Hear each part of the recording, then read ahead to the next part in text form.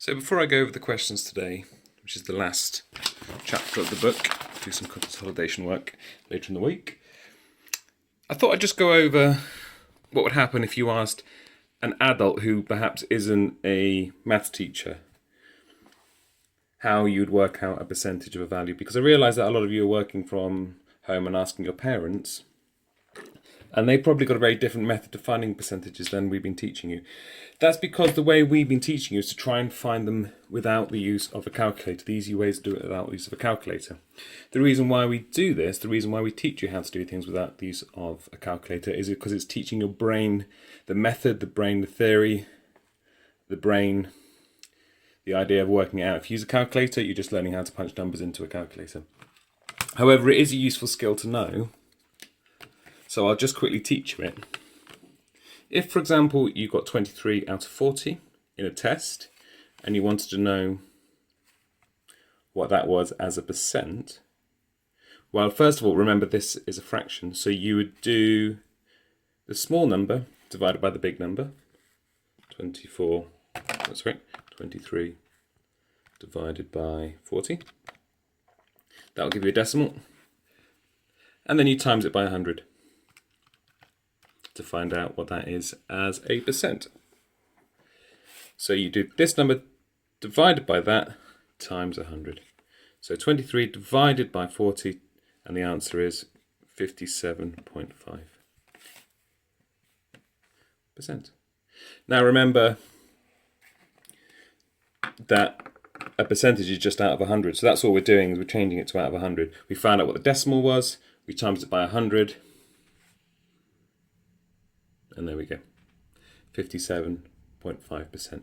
So, solve the fraction, times by 100. Stick it into a calculator, dead easy. If we were doing that in our written method, in our non-calculator method, that would take quite a long time, but I'm sure you'd get there eventually. The other way of looking at things, if someone asked you, well, what's 32% of 960? What's 32% of 960? I'm sure someone would say that you need to divide it by 100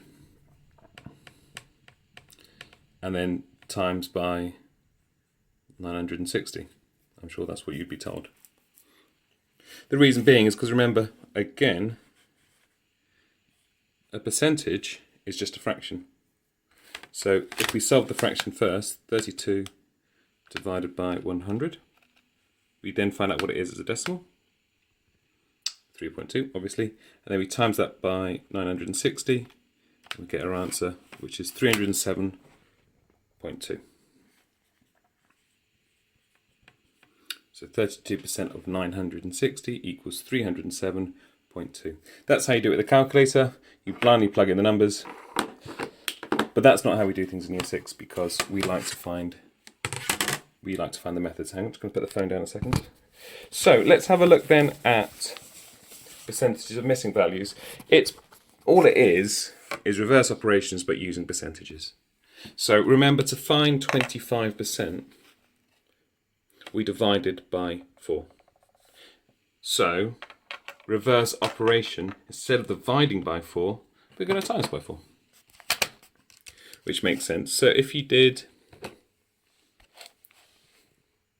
342 times 4, well, I'm going to do it this way. I know that times 2, it's 684. I'll just double each one of those. So times 4 is times that again, which is going to be 8, 16, and then 6 times 2. Okay, so 1,368. And then if you did that, if you put that into the answers, 1,368.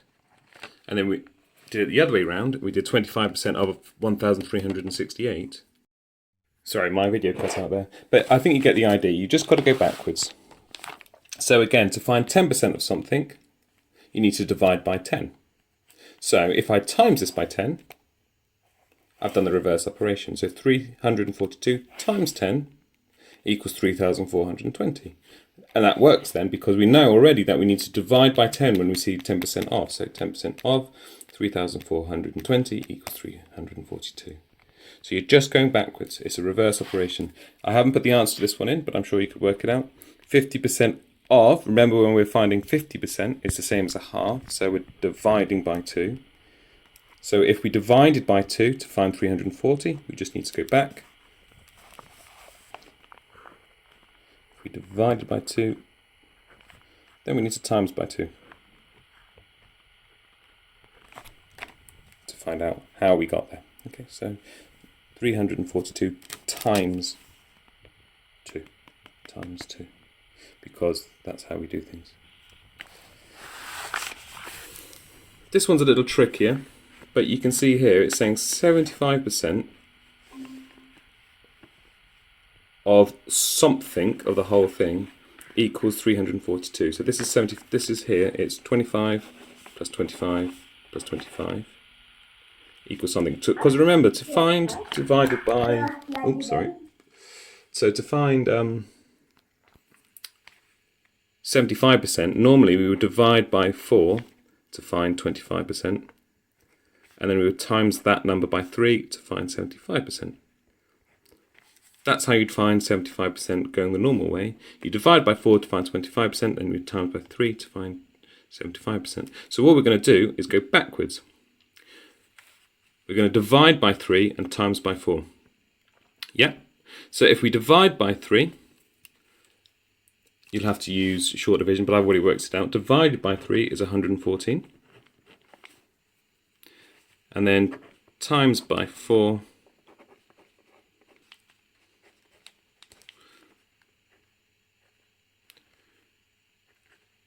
let's see if we can work that one out this way. 4 times 4 is 16.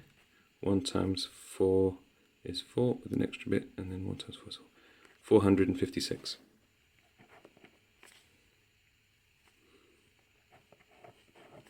So can you see how I did that? To find 75% of the blank number, to find 75% of 456, you'd first divide by 4 to find 114. And then you times by 3 to get 75, which would give you 342. So we've done the backwards way.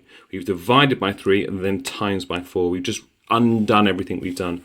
So we did 342 divided by 3, which gave us 114. Then we times that number by 4 to give us 456. Okay, have a go at the other ones. Once you get these pages, it gets quite tricky, so do take your time. If you get stuck, rather than just not doing it, please move on to the mastery questions, the first mastery questions, because I think you'll have a better job at doing those, okay? So don't worry if you get this far. These ones will be fine. Don't worry if you get this far and you don't know what you're doing. Move on to the mastery questions, please.